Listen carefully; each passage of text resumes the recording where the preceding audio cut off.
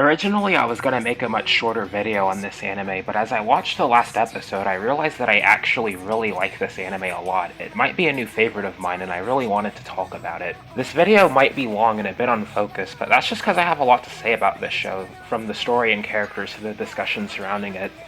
I'm gonna be going into spoilers, which is gonna suck if you're watching this because you're unsure about the anime in the first place. But if you want a quick spoiler-free review, I'd say it's fine if you're looking for a soulful show that's a little rough around the edges, but ultimately has a bunch of redeeming qualities. Cool action, a good soundtrack, likable characters, and goes into themes about otaku culture and fandom and all that. If you've ever seen Shimoneta or Denchi Shoujo, or watched or played Oculus Trip, which you probably haven't, then expect something like that but with magical girls. This anime is the brainchild of Jun-inagawa and was largely animated by Studio Bibury, a studio I'm kinda familiar with, but I don't really understand them. Like, I watched a couple of their other shows, namely Prima Doll and Black Rock Shooter Dawnfall, and I really liked both of those, but who's greenlighting all of this stuff? I hope whoever didn't get fired, because none of these shows seem to be particularly well known or liked. A lot of people compare this anime to Trigger and Gainax's works, which I don't really see at all. Like, I'm not that familiar with their stuff, but I've seen some, and this anime doesn't look, sound, or act anything like Fooly Cooly. This anime was done by the Robot Lolly people and the Robots Raping Lollies people. Come on. Before I talk about the anime, there's this mobile game based on it that I wanted to spend some time talking about. It's called Magical Destroyers Kai. I keep seeing people say that it's a gacha tie-in or that it's a prequel or a sequel to the anime. This is completely false. It's a totally separate alternate universe thing. The art style is different, the cast of characters is totally different between the two. Otaku Hero isn't there at all, neither is Slayer or Origin. It has these new girls that look completely different, like Peace. The three main girls don't even look the same. It doesn't tie into the end or the beginning of the anime at all. I know people have the most difficult time understanding this, but it's just an AU. The anime story doesn't tie into it. The game looks interesting, like it's definitely rough, but it looks like it has soul. It's a mobile game though, and I hate playing those. Like, there are mobile games like Majikami or Alice Gear Igus that look cool, but like, they're mobile games, and I don't feel like playing that crap. My phone doesn't have enough storage space. If it were on console or PC though, I'd totally give it a shot. It looks like something that'd be on the PSP. Hopefully one day. Episode 1 starts with the cold open of a bunch of characters in a blimp preparing for some kind of mission. We're very briefly introduced to a lot of the side characters and also the protagonist here, but there's not much to talk about here, so we'll skip ahead a bit. After the cold open, there's a scene that takes place before the events of the show. In 2008? I keep forgetting that the show takes place in 2011 and not present day. Present time. Anyway, we're formally introduced to Otaku Hero here, the main protagonist, and his voice is surprisingly deep. I remember a few people being surprised at how deep he sounds. He has a deeper voice than I do.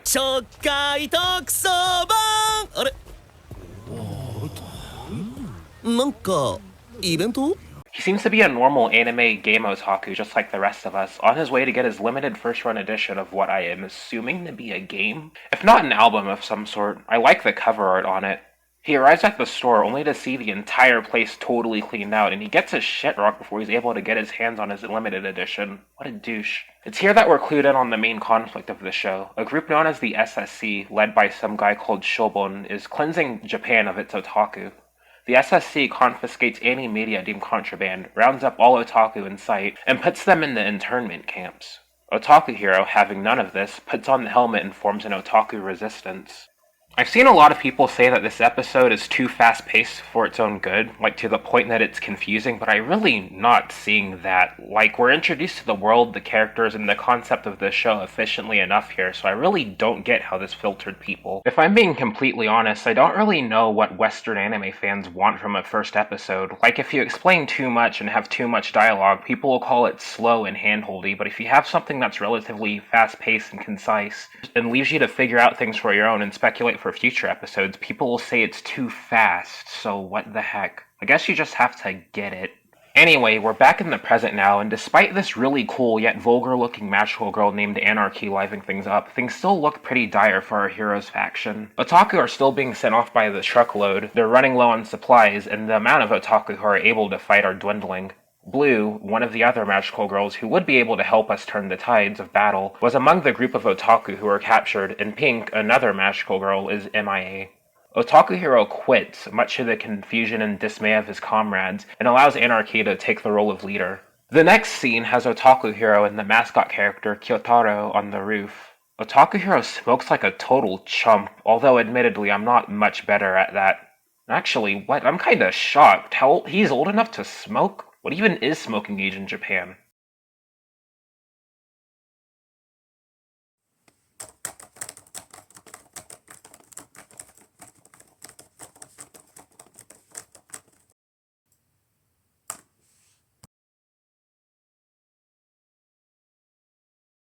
Oh my god, he's at least 20? Anyway, Anarchy tries to talk him out of calling it quits, to which Otaku Hero basically says no. And he couldn't have chose a worse time, since the SSC just announced that they're planning an assault on their exact location tomorrow, which is pretty tight-hen.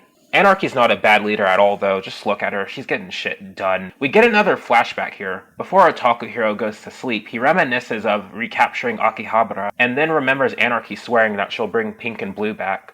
It's a sweet moment, but some other guy pointed out to me that the blankets on these beds are kinda wabi-sabi.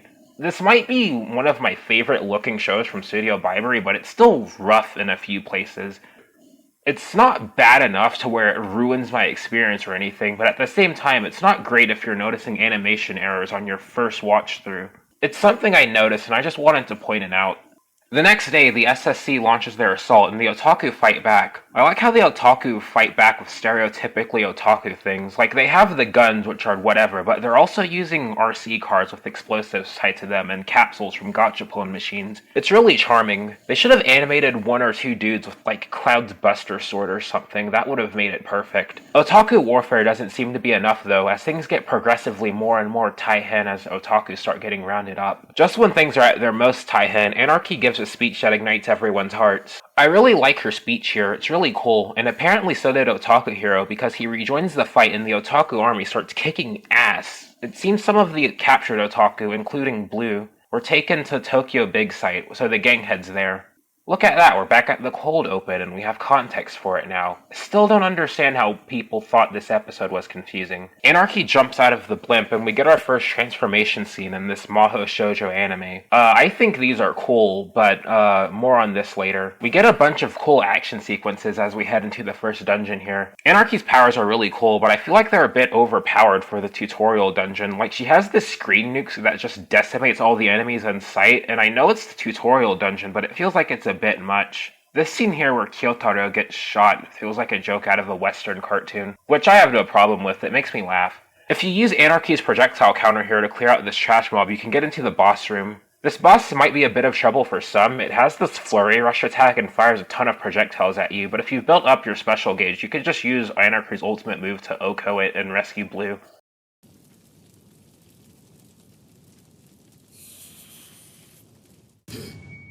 After Anarchy and Otaku Hero Anarchy and Otaku Hero rescue Blue, we get a quick scene of the antagonist faction and the purple-haired girl from earlier before the episode ends. There's also the OP, which I'll get to later. From here on, I'm gonna try not to summarize as much with subsequent episodes as I did here, partially because we don't have all day and I actually respect the finite amount of time you have to spend on this planet. I don't know what's worse, 4 hours of garbage or 12 hours of garbage! But also, I think it'd just be boring if I paraphrase what was already in the show. The reason why I went so in-depth here was because I really like this episode and I don't get a lot of the criticism levied towards it. I mean, there's another 11 episodes left to flesh things out. Can't expect an anime's first episode to spoon-feed you all the details. Episode 2 introduces Pink-chan, who's my wife, so please say something nice about her. There's a lot to talk about this episode. Not only is this the first time we get to see all 3 magical girls together in the same place, but it's also the first time we see the ED. We also get more formally introduced to Blue here. Her thing is that she's kind of a slut, which, It's kinda one note, but I'm not too bothered by it. She gets along well with all the otaku and doesn't cause too many problems, or at least no problems related to her sluttiness, so it's whatever. It looks like Pink was hiding out right behind where the otaku army's base is in Akiba, and the group also needs gas masks, which Pink has, so 2 birds with 1 stone. For some reason, Pink doesn't have actual dialogue, so Blue has to translate for her. 相変わらずね。ブルー通訳よろしく。はいな。今さら何の用？あたいはここを出る気はない。この子たちとずっと一緒。一生暗がりで踊ってられるわけないでしょうが。When I first watched this show, I thought it'd get annoying after a bit, but no, after a while I stopped noticing it. That said, it is strange. Like, what's causing that in-universe? Is it her speech being muffled by her gas mask, or is that a conscious choice by Pink herself? Why is Blue the only person that understands her? What was the voice direction like for this? Okay, so we're gonna need you to play a Pink girl. Just say Gobo Gobo into the mic a lot. Pink's worshipped as an idol in her hideout, and she doesn't want to leave. She feels like she's being used as a magical girl and isn't too fond of how otaku treat her. This backstory struck me as kind of odd, like she doesn't specifically mention how she's being treated poorly, and it's never brought up again after this episode. What made her feel this way about otaku? I feel like this would have been less awkward if her thing was more like, I don't want to fight again because I'm scared that me and my worshippers will all be captured, but I don't know. Pink-chan challenges the other two Mahou Shoujo to a fight to decide on if she'll go with them. Pink drugs the other two so that they can battle in her mind, which I think is cool. Pink's whole thing is drugs, her magical girl transformation is themed after it, and so are her attacks. Oh yeah, now that all three magical girls are together, I can talk about him in depth. Anarchy's whole thing is that she's a stereotypical punk. Her attacks are all over the top and explosive, and her normal design reflects her punkness. Blue's whole thing is that she's all sexy. One of her attacks is called Absolute Territory, you know, like the Ken Ashcorp song. And her normal design has her wearing the school uniform that anime otaku typically find attractive. She also has a lot of music-themed attacks, which hint at her being a music otaku. Pink is a combination of moe and Lolita aesthetics with drugs. I like Pink's transformation sequence the most. To replace her speaking, the words just flash on screen, and I think that's wicked. Honestly, really cool theming, and out of all of the girls, Pink is probably my favorite one, at least in terms of pure aesthetic. Though admittedly, I'm kind of biased because I just like Lolita's stuff.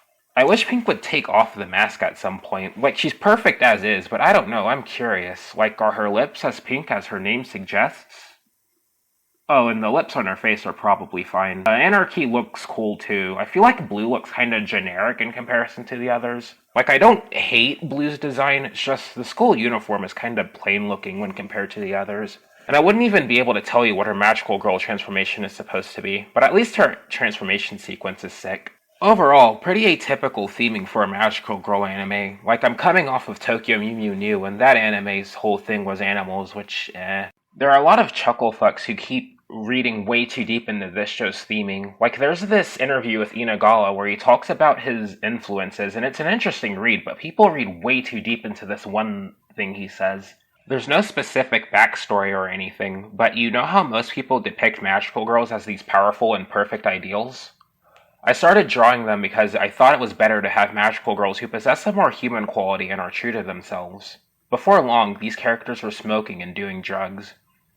Whenever I would watch anime featuring magical girls, with a strong sense of doing what's right for others, I would assume weird things about them. It doesn't matter if they're cute because they do bad things in the dark. So I decided to draw magical girls with their bad side out in the open.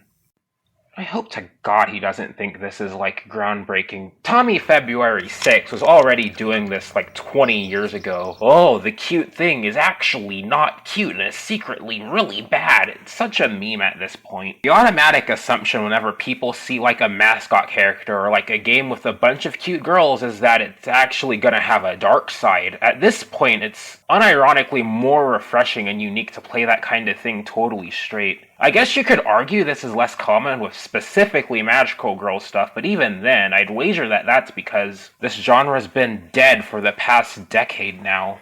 Also, am I supposed to buy that Anarchy, Pink, and Blue are all bad people? They don't seem bad to me, they're all fine. Like, this isn't panty and stalking, none of their antics or actions really cause any problems for any other people. I don't even necessarily see what's inherently bad about being vulgar or sexual. People keep saying this is deconstruction, but I don't see how it's deconstructing anything. Like, I guess it's because other magical girl shows like Tokyo Mew Mew or Sailor Moon don't really have these themes. But I feel like that's an unfair comparison. All of these shows are going for entirely different things, so it strikes me as odd to make that comparison.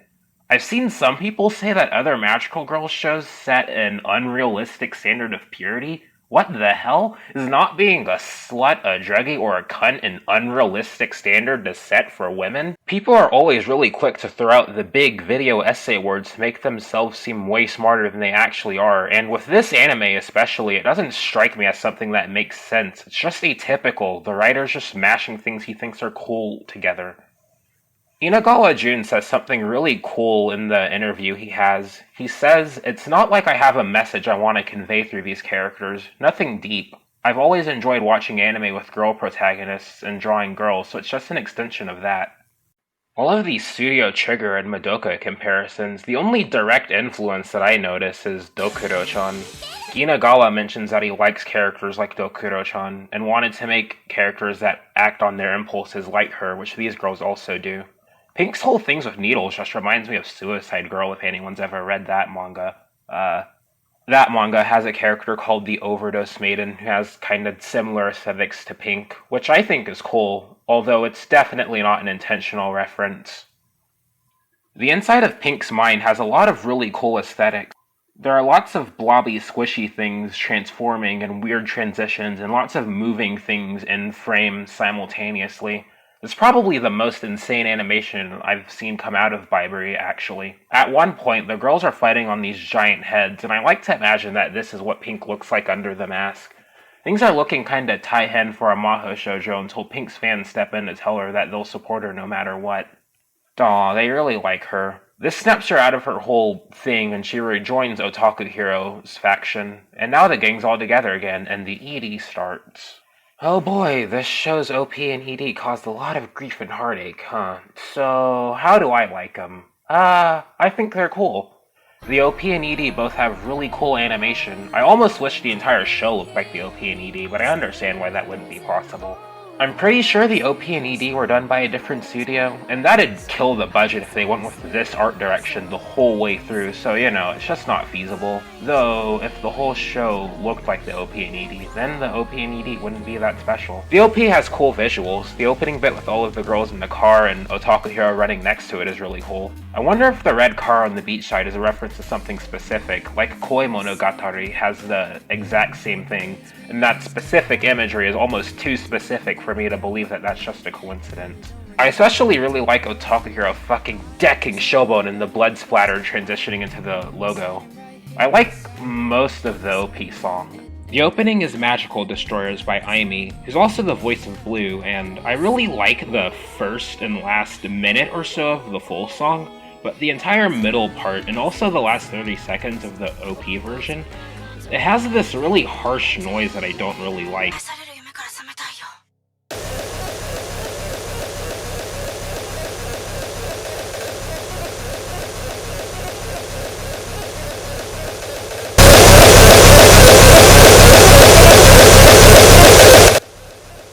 The rest of it's all J-rock, and admittedly I'm pretty biased, but I don't know. I wish the entire song was just the J-rock.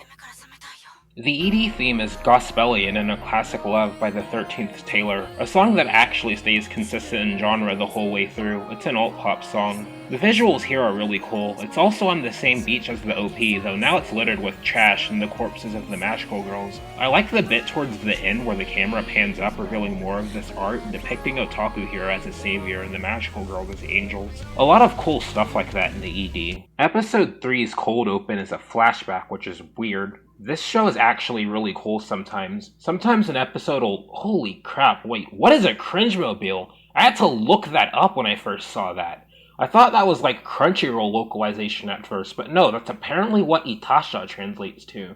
I didn't even know there was a term for those. Anyway. Some episodes have kind of social commentary on otaku culture, which I think is really cool. This episode is the first instance of this so far. It has a bit in the beginning that makes fun of people who point and laugh at otaku for being dorky. Think of people on Twitter and in YouTube comments that make fun of people for having anime profile pictures. Otaku Hero and the Magical Girls do a bit of bondage play in the maid cafe, and I'm kinda distracted, partially because I'm surprised that they're doing this in like a public space. But also, Blue's a music otaku? I know I brought this up earlier, and I'm definitely not complaining. She has good taste in music, but for some reason I wasn't expecting this. This episode is the first instance of this show having a Monster of the Week type villain, Unit A and his giant mech, the Peloche. He's one of the 4 Heavenly Kings, but more on them later. For people who hate otaku, the SSC's methods of exterminating them seem to take a lot of influence from what otaku like. That's actually not a complaint. I really like the antagonists in this show. Shoujo and Unit A both parallel how antis view otaku, which gives them an interesting dynamic with Otaku Hero, and also makes me really not like them.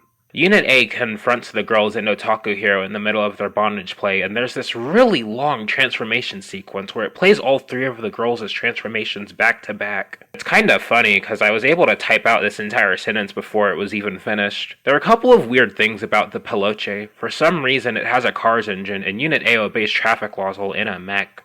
He even saves the display stand of model cars from falling over. I wonder what that could mean.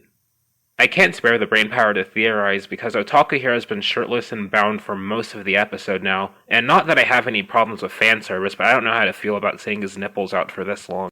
The girls notice that Unit A has a thing for cars, so they promptly use this to their advantage, giving us the best scene in the show.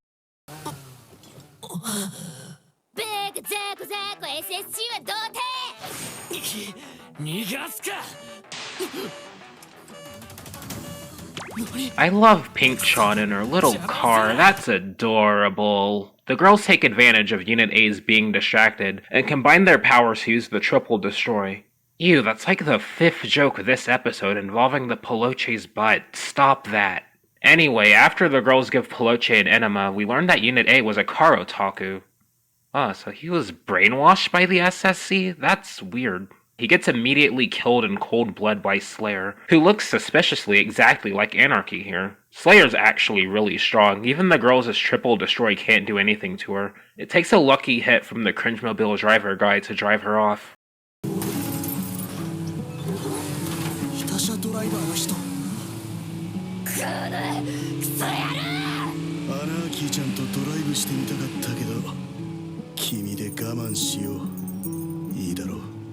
相棒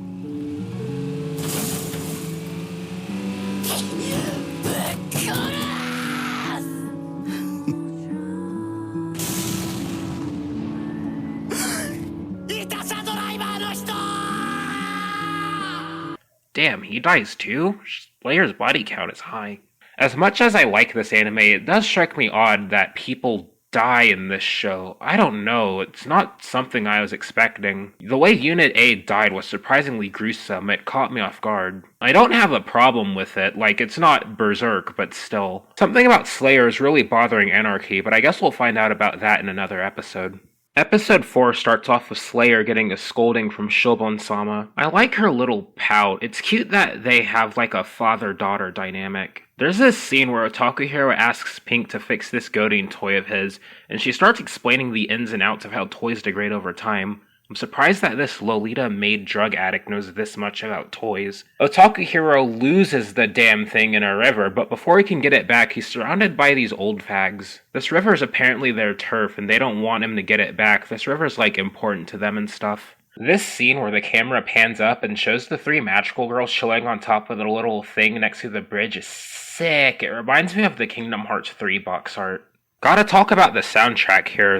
This is that episode where I started noticing how good the music was in this anime. Like, it's consistently good throughout the entire show. There's like this hip-hop song that starts playing for a few seconds when the protagonists and co are wondering why they can't get along with the old fags, and it's really sick. At the end of the episode, there's also this really chill track that plays after the river gets drained. And while I'm on this subject, I also like the song that plays at the tail end of each episode when like the fan art is on screen. And also, the transformation themes go without saying. It's not every day where I find myself enjoying the background music in a show, so I just wanted to point it out. I need this show's OST like yesterday. Y'all already know this microphone has been blessed, and I'm in this deep 6 feet. This is not a meet and greet, far from it. Scale kinda infinite, like the flow the sky straight.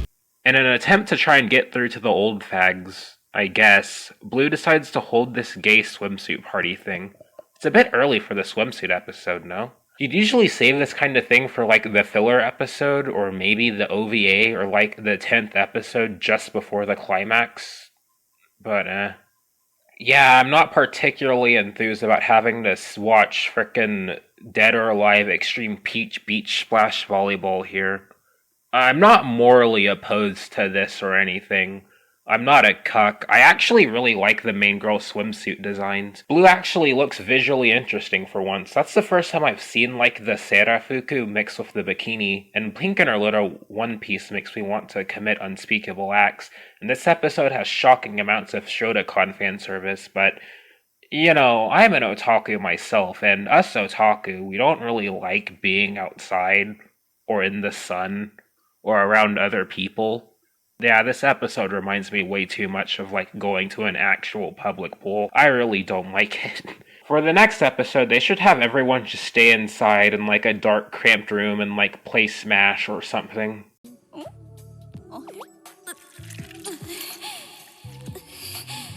なんでこんな目に。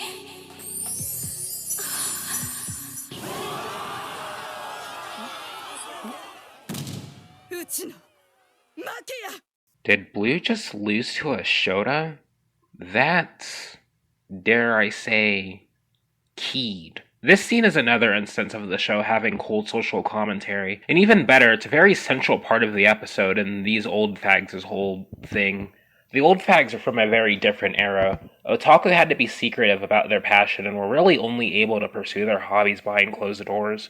The internet wasn't really an everyday commodity yet, so information about their hobbies was much more difficult to come by. Just being seen was enough to be totally socially ostracized. These were the guys who got shoved into lockers in high school in the 90s for liking Super Nintendo. Compare that to now, where pretty much everyone has constant 24/7 access to all the information in the world at their fingertips. Everyone's seen at least one anime now. Gaming has become mainstream, and there are whole communities around these things that used to not only be niche, but used to be outright maligned by the general public.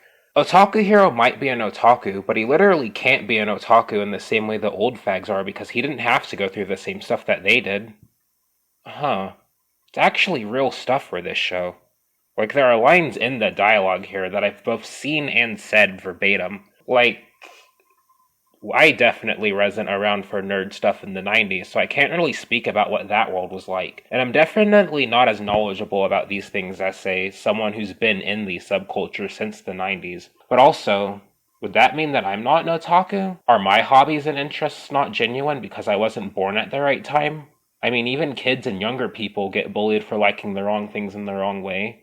Anime and gaming and nerd culture in general may be mainstream now, but it's clear that a lot of people who got into this hobby relatively recently aren't genuine about their love for it. A lot of them seem to be posers, honestly. You still get bullied for liking the wrong show, or the wrong character, or the wrong tropes in the wrong way. The thing you like nowadays might be considered problematic, or pedo bait, or fan servicey, or weeb shit. But that also could be because due to the hyperbolic nature of most social medias, posting the most flanderized stereotype of an otaku is what'll get the most attention. So the face of this culture, the most normies, are those people who are either autistic and can't hide their power levels, or worse, people who hate the hobby deep down and purposefully act like the worst kind of person. Anything normalizing nerd culture and making being a nerd or a gamer or a weeb an identity is kind of what ruined these subcultures, both IRL and on the net. In a way, things were better when they were worse. At least back in the 90s and earlier, you got less people in the hobby overall, sure, and maybe the general populace hated you for existing, but it was more niche, more intimate, more genuine. It's interesting that this is a thing that the show brings up. Something to think about. だけど今と昔は違う。アニメを見たりグッズを買ったりするのに抵抗がなくなったことをもっと喜んでもいいんじゃないのか。オタクは世間に隠れてコソコソしなくていい。もっと堂々としていいんだ。これが若さか。眩しいでござる。 Overall, I actually agree with Otaku Hero. I mean, yeah, things suck now if you're one of those people who are very into the culture. But overall, now's probably the best time in existence to be an otaku. I mean, due to the nature of the modern internet, it's easier than ever to find more things to like and to find more groups of people who have similar taste to you. We live in an era where not only cool new stuff is being released all the time, but we also have easy access to all the cool old stuff as well. Obviously, you'll have to wade through lots of trash, lots of ingenuine, terrible, annoying people that don't really like you or the things that they say they like. But that could be part of the fun in its own way. And really, why should otaku have to hide their hobbies in the first place? I mean, yeah, it's one thing to be an obnoxious prick that does nothing but draw attention to himself. But does it really matter if, when asked, you say that your hobbies include watching anime and playing video games? I mean, as long as you're not hurting anybody, you should feel confident in your desires. That's how I feel anyway. I think Anarchy, Blue, and Pink are the manifestation of the dreams and desire of all otaku, at least in the context of the world of this anime. To exist in a world where you can like what you want as much as you want. To reclaim the world where you don't have to hide your true self. This entire scene here is part of what makes this anime so special to me. This kind of insight could only come from another otaku, someone who's truly genuine about their desires. After Otaku Hero does his thing, 3 octopus mechs show up and fuck all kinds of shit up. A lot of people pointed out that this specific transformation sequence looked kinda jank, and I kind of agree. I don't know why it turned into a 3-player co-op mode for this, but I don't care, it's cool. We also get swimsuit magical girl outfits, which is sick. For the first time, Pink looks kinda boring. I guess she can't always win, or else it'd be unfair. Otaku Hero finds his toy while the girls get violently molested. Yeah, there's the toy you were crying over. I hope you're satisfied. The girls drain the river and turn those molestation mechs into nigiri, and we get a sweet scene of all the old heads reuniting with their valuables on the riverbed. This is cute and all, but there were like VHS players and Famicoms and stuff in the river for God knows how long. Are any of those even still functioning? They also hid that stuff in the river for a reason, so it's weird to me that they're all celebrating now that the SSC has easy access to their crap. Nitpick. Anyway, Otaku Hero has a line where he kinda bonds with the old heads over watching the Godin anime as a kid. かっこよくて俺思ったんです。あの頃ってオタクだとかそうじゃないとか関係なくて好きなものを好きなだけ好きでいられたんだなって。Yeah. The stuff you like as a kid really sticks with you going forward. And really, when you're like a young kid watching your Toonami or Jetix or playing on your Game Boy or your DS, you aren't really thinking about what other people think in the moment. You just enjoy things. That kind of innocence is something a lot of people lose touch with as they get older for one reason or another, but it's part of what being an otaku is all about. If anything, that's the one common link old heads have with new friends, and how Otaku Hero and the old head came to an understanding at the end. It's normally really difficult for me to choose a favorite episode of an anime. I tend to look at most stories as one whole overarching narrative, so it strikes me as odd to do that. It's like saying I only like one chapter from this novel. But this episode specifically struck a chord with me. It's not the only episode to do so, though. This episode seemed to be the first real filter for a lot of people. A lot of people were really mad at this episode, for some reason that I can't really grasp. I guess some people just can't appreciate a cute Shota. Episode 5 isn't really that interesting to talk about. I mean, it has some amazing cinematography and a cool action sequence, but outside of that, this episode doesn't really have too much going on that I can talk about without outright summarizing the whole thing. The hero and co just head to Shibuya because there's some old guy there that can make a power-up for the girls. Shibuya's sick, and I really like the idea of going to one of the busiest cities in the world and causing havoc. I love The World Ends With You. There's a bit where they speak English, which I thought was cute. Hello, nice guy. Really punching not geeks. Their English is better than my Japanese, honestly. This is the first time where we get some foreshadowing that there's something deeper going on behind the scenes, which, I'll give my thoughts on that a bit later. But anyway, let's skip ahead a bit. Oh boy, episode 6, we're halfway there. This episode's a flashback episode, and it's weird that the flashback and the canon starting point for the girls is episode 6, the halfway point of this show. I remember a lot of people being really bothered by this and saying that this episode should have came way earlier, but honestly, I don't really mind. Like, it doesn't break the flow of the story or anything, and it's a sweet episode overall. Seeing Pink in her casual outfit makes me want to do unspeakable things. This episode's really cute. We get a bit more backstory on the girls, the hero, and their personalities. The reason why the girls are so attached to Otaku Hero is because they imprint on him like ducks. Same thing with Slayer and Shobon. We find out why Otaku Hero is so attached to Akiba. It's because his dad was an otaku, which is sweet. This episode raises a question which I don't think is ever directly answered, but we don't really know where the magical girls came from. Like, we see Slayer in the giant tube earlier, so maybe they're artificial life forms, like homunculi? But also, Blue mentions being reincarnated, so I have no clue. A lot of people were theorizing that the girls were figurines come to life. I bet those people feel retarded now. There's this scene where Otaku Hero is planting some graves in the ground, and it still strikes me as odd that people get killed in this show. I know episode 3 already happened, but that's still so odd to me. Like, no one ever died in Shimoneta, I don't think. There's another scene here that really struck a chord with me, another instance of this show having genuinely really good social commentary. Shoujo just appears out of nowhere and says this. と君に感謝している。感謝して歓迎している。やれやれ、ひどい匂いだ。彼らも君も害虫だ。美しく生み出されたものの周りにいつの間にやら湧いてはむさぼり、食いかじり、醜くうごめく薄気味の悪い虫けら。想像と消費の区別もつかず、ヘドのような言葉を吐き散らして世界を修正した気でいる。存在自体がこの世を濁らせる害毒。それがオタクだ。違うかい? I think one hallmark of a good villain is when they have a point. Not that I'm saying that a villain always has to be morally gray or agreeable, or that this is the only way to write a villain. It's just something that I can appreciate. I think Shoujo has kind of a point.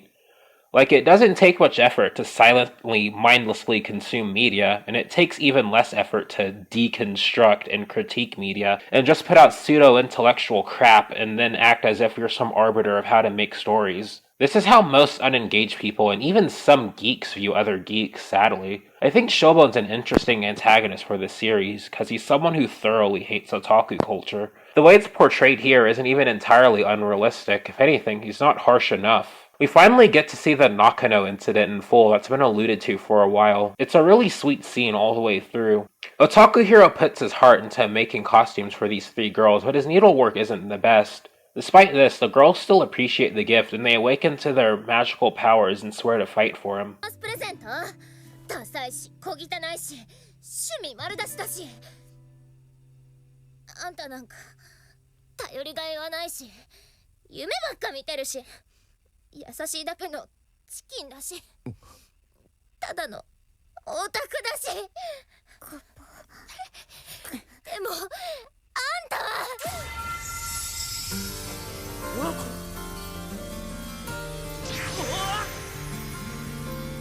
私たちの全て。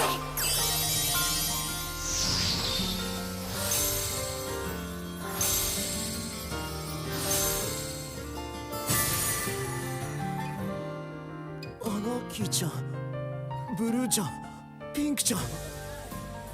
私たちが魔法をかけてあげる。一緒に戦いたい。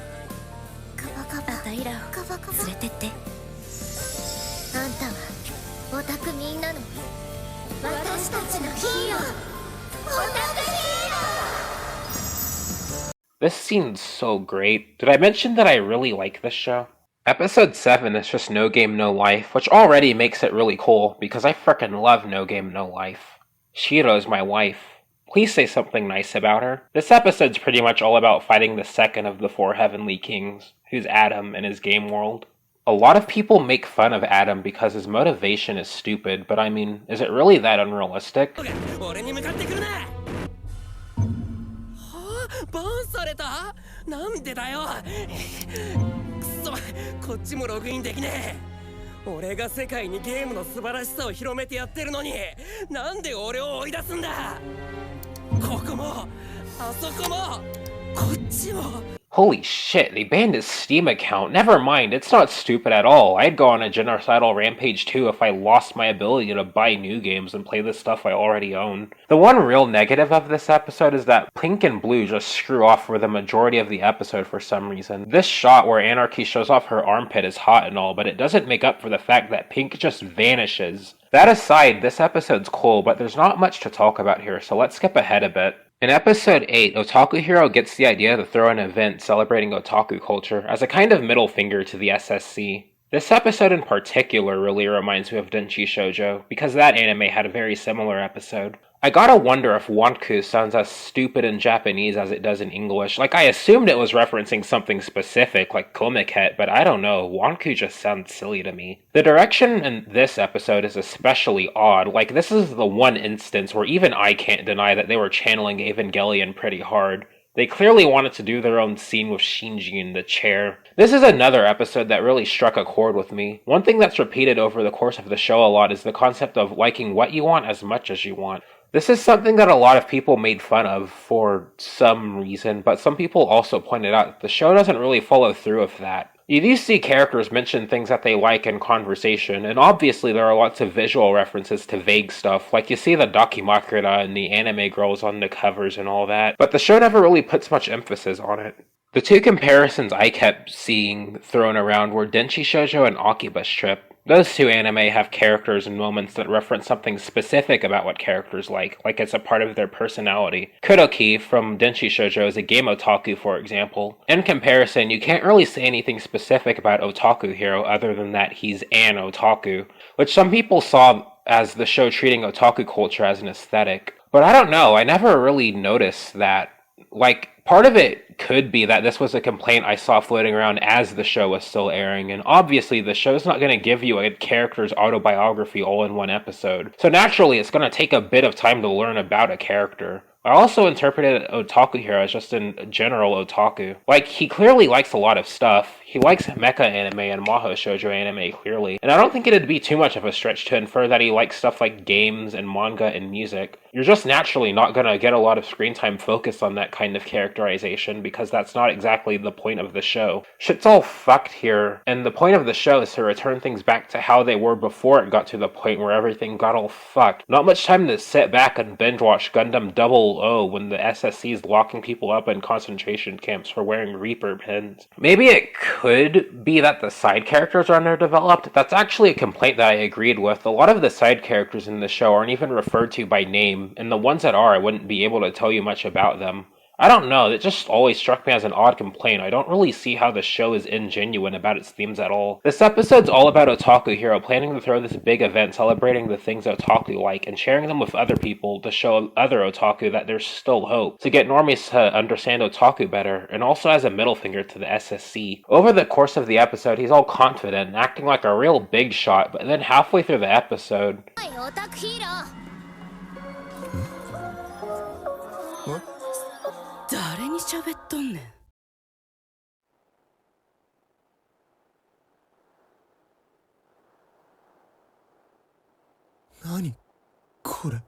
It becomes apparent that he has doubts about himself in throwing the event. Is throwing the event even a good idea? I mean, in the context of the show, it'd be a pretty stupid idea, realistically. You'd basically be luring every otaku into one giant trap, and with how much of a big deal he's making about it, Shobon and the SSC are definitely gonna find out about it. This is also ignoring that the general populace have already pretty much shunned otaku from society. Maybe throwing the event was a mistake. うすうす分かってた。気づいてたんだ。でも辛い現実があまりに先の見えない不安がもうこれ以上見てられなくて向き合うのが怖くなって、そもそも俺たちオタクが世間から疎まれてるってのに、それなのにパーティーだのイベントだのお祭り騒ぎすること自体間違いだった。オタクの神様、ごめんなさい。もうしません。もうパーティーなんてやろうとしません。本当にごめんなさい。謝ることないって。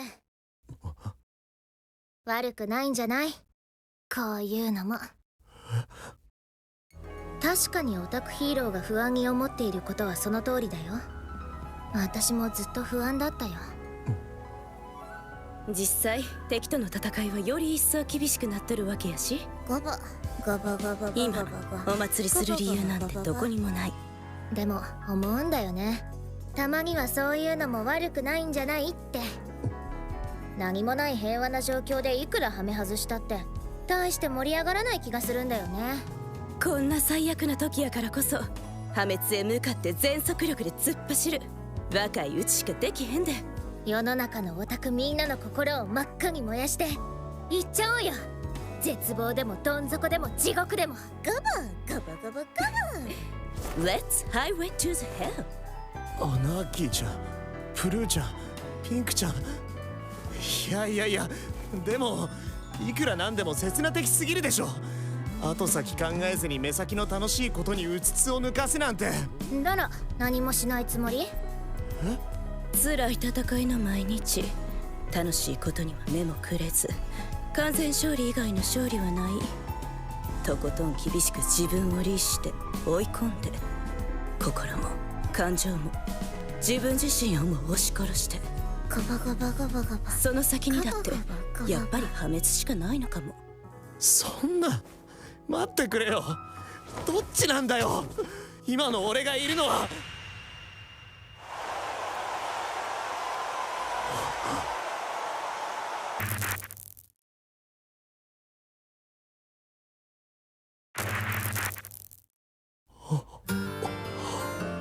どうなってるんだこれ。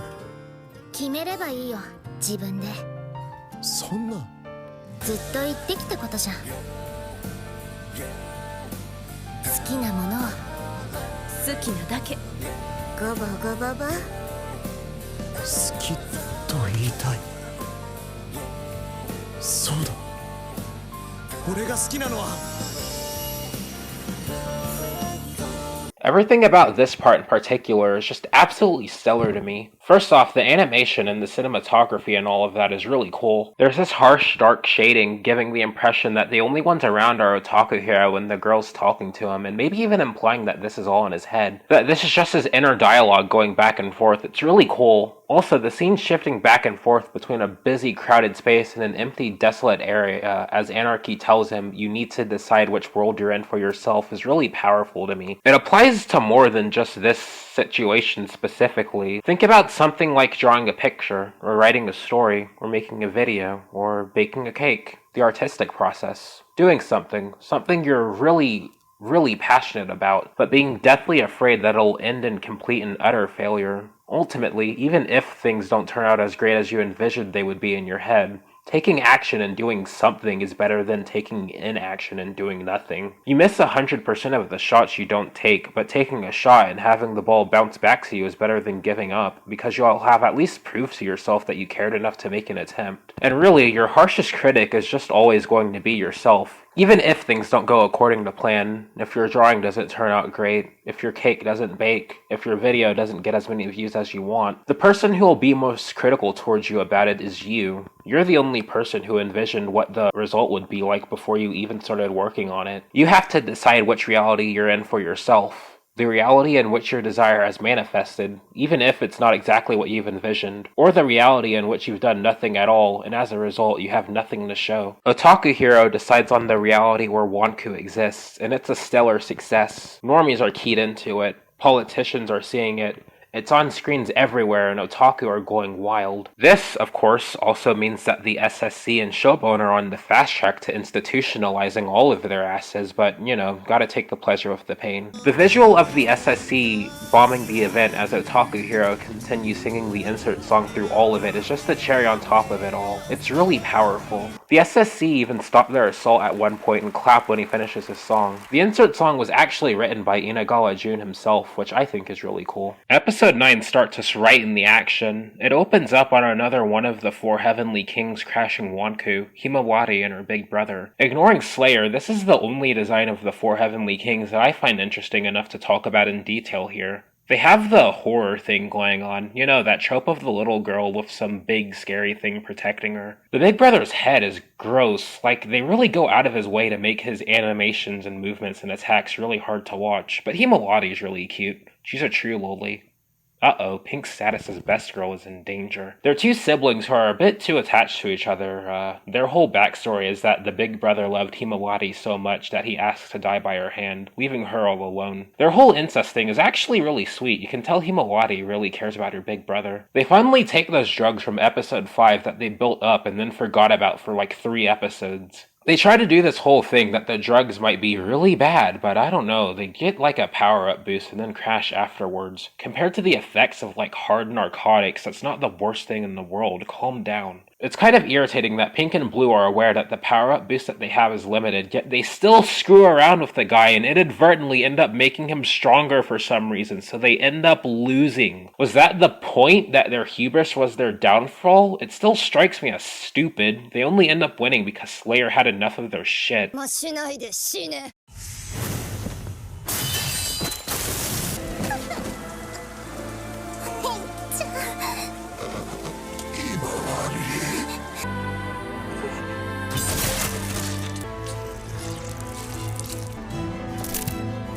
Holy crap, Slayer killed Himawari and the big brother. That was surprisingly gruesome. We're on episode 10 now, and you can definitely tell that we're getting to the climax. There's no cold open, and the tone's getting all moody, and Anarchy's on her period, and all the characters are together and having a moment. The story is definitely more focused now than it was in earlier episodes. It's mostly been episodic Monster of the Week stuff up until now. I actually really like this opening bit where everything's all hopeless, and then Otaku Hero gives his speech, and everyone's all happy and hanging out and sharing their deepest desires, having one last hurrah before preparing to lead the final charge. It's a sweet scene, even if a lot of the side characters are kinda bleh. They have this whole thing where the characters lead a huge charge into the SSC's base, and it's really cool, don't get me wrong, but it's just... I'm really not attached to a lot of the side characters at all. Well, I already touched on this, but it makes this huge moment at the end where everyone suddenly starts jobbing and fucking dying fall kinda flat. Except for Yuri getting blown to bits, that caught me off guard. The fight scene with the three girls against Slayer's team is sick at least. We get a pretty huge plot reveal at the end of this episode.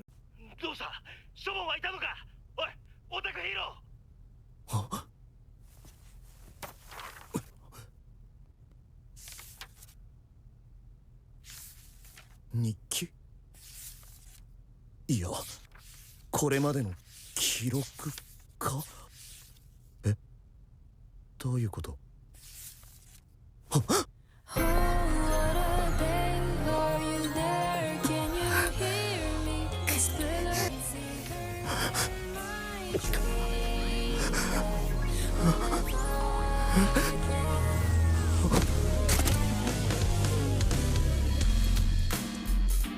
やっぱり俺たち死ぬんだあんた自分で言ったこと忘れたのあんたこの戦いが終わったら私とデートするんでしょユリリン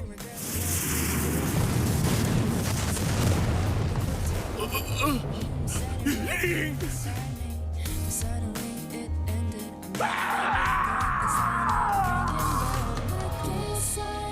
間もなく地獄行き臨時急行道連れが発車いたします。どなた様も己を来るの。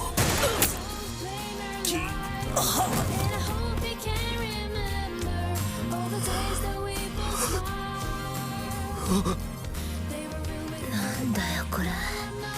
どうせならもっと美味しそうな色にしとけっての。オタクヒーロー、あんたが守りたいこの場所を守ってみせる。そこにあんたの笑顔があるなら。ダメだ。返事をしろ、オタクヒーロー。何があった？おい、オタクヒーロー、オタクヒーロー。ダメだ。それは飲んじゃ。ダメだ。 I don't know how to feel about it. Like, Shobon's book being the show's script is actually kind of clever. You see it with him in every scene. Sometimes he refers to something not going the script, and it was foreshadowed in several cool ways, like in the to be continued scenes in prior episodes, but I don't know, did the show really have to go in this direction? It would have been fine if Shobon was just the final boss and it played out normally. Did they think it'd be too boring that way? If anything, it would have been more unique had the show not gone this direction. わ楽しいじゃんマジ愉快。でもすぐ飽きるぞこれ割と。退屈。途中ちょっと良かったけど。How self-aware. Just end the episode already. Jesus Christ. This episode opens up with Shobun's backstory, so we actually finally learn why he hates otaku so much. He was a game developer that made a game that apparently wasn't very good. His game was so not good, in fact, that 2chaners bullied him so hard he summoned a goddess and created an entirely separate world just to fuck with them for fun. While I do think that they didn't have to explain why Shobun is like this, they could have just left it at he thinks they're gross and I would have bought it. It's still fine. A lot of people make fun of Shobun's backstory for similar reasons as to why they make fun of Adam from earlier. They are pretty similar backstories, but I mean, a game dev turning spiteful to the people that bought his game?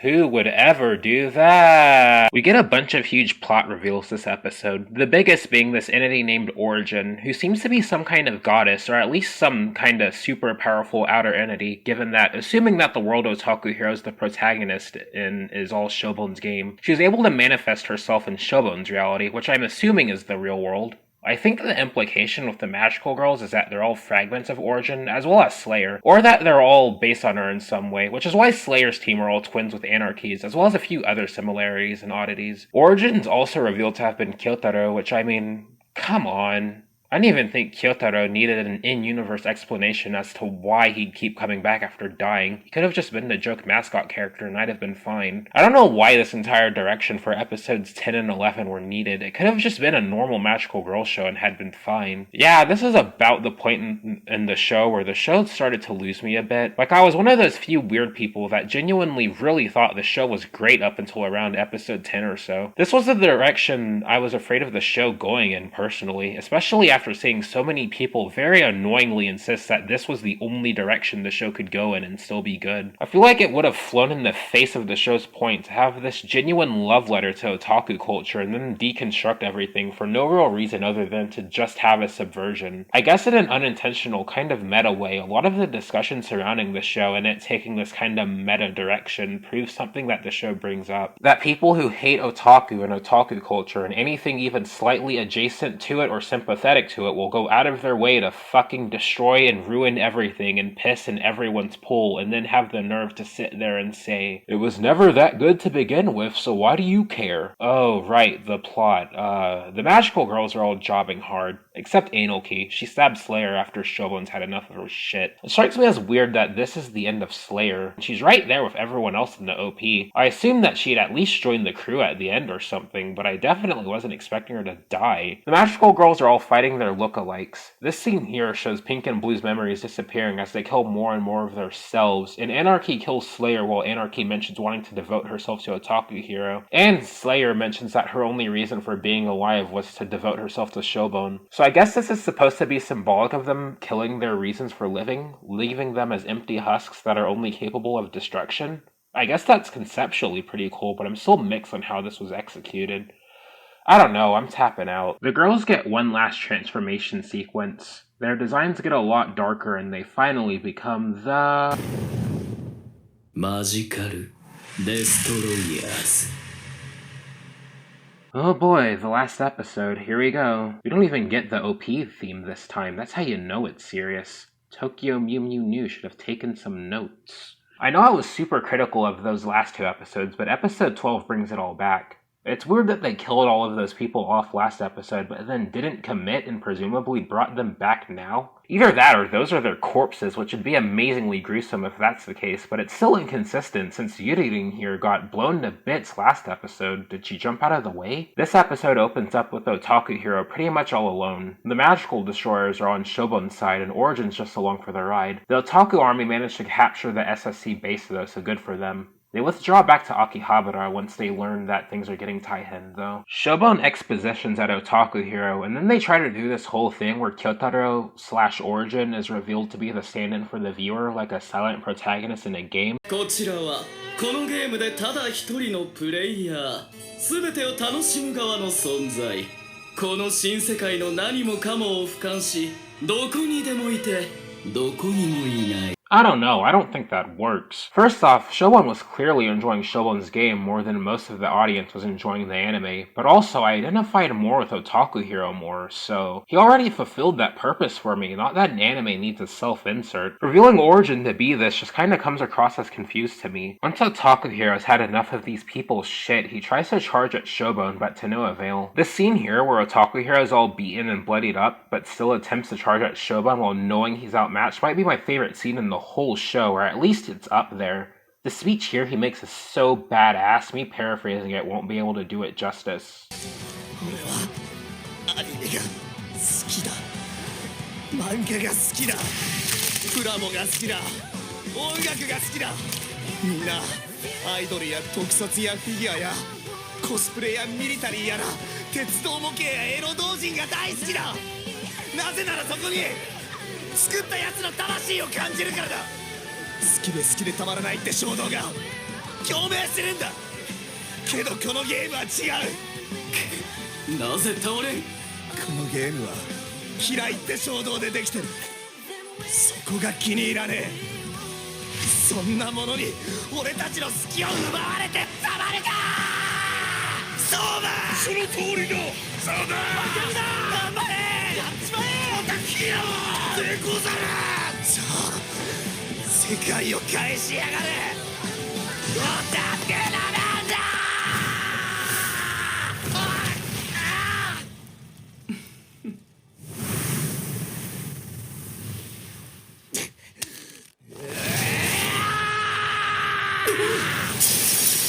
I think his speech here is the essence of the message this show is trying to spread. But sadly, the Falcon Punch doesn't do shit to Shobun, because he's the creator of the world and his creation can't kill him or something. 君は確かにヒーローだったなぜならこの世界で唯一何者にも染まらない存在だからだ君はこのゲームを象徴する偶像英雄であり同時にラスボスなんだ You're the hero and the final boss. Is he fucking kidding? Does he think this is original? There's a game on the Game Gear that did this. No wonder those two channers bullied him to shit. He only makes Kusoge. Boo! Otaku Hero dies, sadly, and I know that the point of this is that it's supposed to be all sad. We even flash back to the point where the girls first awaken to their magical powers on Christmas, but I'm just kinda miffed. I got all attached to these characters. These were the only characters I got attached to. And now 3 of them got mind-raped, basically, and the MC just got killed off. Something about it feels wrong, like I've been tricked somehow. Holy crap, is Otaku Hero actually that old?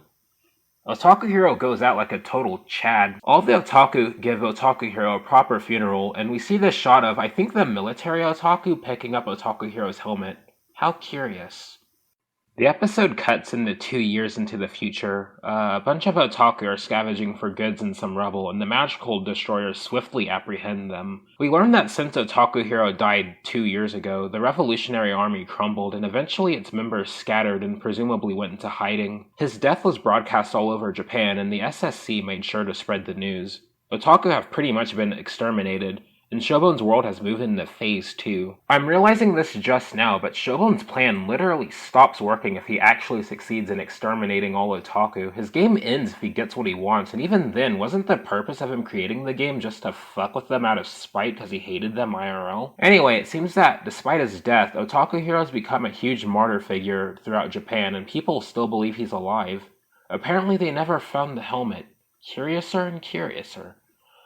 Shobun throws this huge United Nations event commemorating the death of the otaku culture. He signals to burn this giant pile of goods as everyone cheers. I take extreme offense to him calling all of it trash. Something about the sight of all those normies cheering as it all burns down really pisses me off. Anyway, Shobun checks the script and realizes something's off. The helmet's not there, even though at this point in the script he's supposed to win. We've seen things deviate from Shobun's script before, namely everything involving Slayer, but this is the first time things have gone way out of whack. The pile of burning goods falls to the ground, and we see a group of people standing in front of the flames. This new group of people, calling themselves the true Otaku Revolutionary Army, led by Otaku Hero II, will continue the fight in the first stead. It seems like the world is no longer bound to the rules of Shobun's script, so things are no longer keikaku dori for him. I feel kinda mixed about this. On one hand, that is a very powerful message. You can never truly kill the passion of otaku. Hell, that even has real-world relevance. It can never truly kill freedom of speech or freedom of expression. It'll just create a whack-a-mole effect. More people will start deliberately defying the law, or people will just circumvent and find ways to adapt. The world isn't bound to Shogun's script anymore, so new otaku heroes will keep showing up until Shogun eventually loses. But on the other hand, I got very attached to Otaku Hero. Otaku Hero the first, so it feels kinda wrong to me to kill him off and then swiftly replace him. But then again, maybe I'm looking at it the wrong way. Maybe Otaku Hero wasn't the name of a person per se, but maybe it's supposed to be the name of a concept, like a class in an RPG.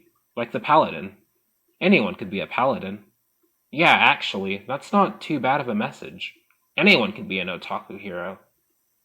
I don't know why a lot of these newer anime originals keep insisting on having these cliffhanger endings like they're getting a season 2. Like Black Rock Shooter Dawnfall and Wonder Egg Priority both did the same thing. Who are these people fooling? This anime seems to be pretty divisive. For every one person I've seen that really loves it, there are maybe 6 other people that either don't mind it or fucking despise it. Seems to be kind of a curse with these things that are all self-referential about otaku culture. Like Denshi Shoujo and Akiba Strip are both unpopular for some reason.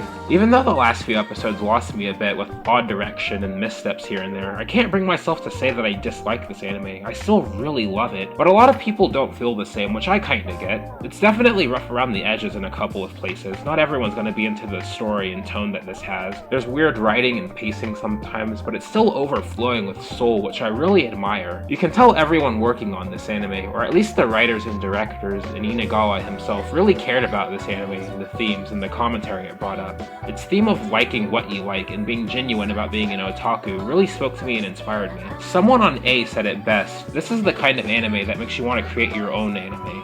Inagawa Jun and Studio Baibury really brought something cool and admirable to life with this anime, and I really respect it. Part of me wants this show, and the game maybe, to become more popular so that way we can see more things like it. But on the other hand, some weird hipster part of me really likes the idea of this anime staying niche and underground. I've already seen a handful of people say that they like the show, but then have just stupid opinions on it. And then there are other shows that were either not well known or not really well liked that then got popular suddenly out of nowhere, and discussion around those suddenly went to shit. But yeah, I really like this show. Go watch it.